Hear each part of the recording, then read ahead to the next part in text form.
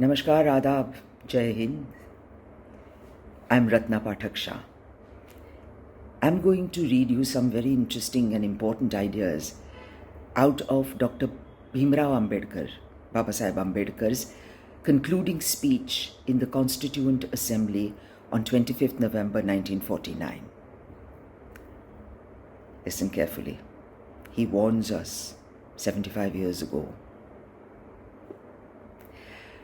On 26 January 1950, India will be an independent country.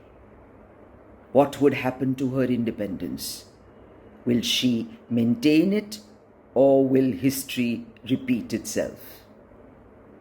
Will Indians place the country above their castes and creeds, or will they place creed above country? I do not know. But this much is certain, that if political parties place creed above country, India will lose her independence for a second time, probably forever. On the 26th of January 1950, India would be a democratic country, in the sense that India from that day would have a government of the people, by the people, for the people. But what would happen to her democratic constitution? Will she be able to maintain it, or will she lose it again? It is not that India did not know what is democracy.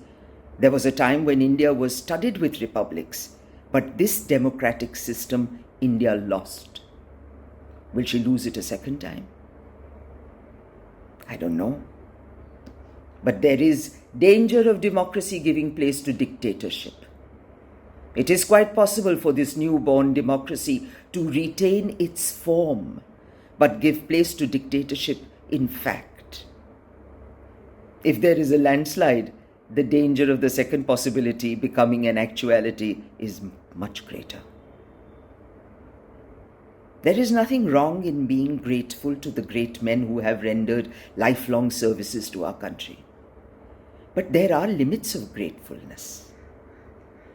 This caution is far more necessary in the case of India than in the case of any other country. For in India, bhakti, devotion, hero worship, plays a part in its politics, unequaled in magnitude by the part it plays in the politics of any other country in the world.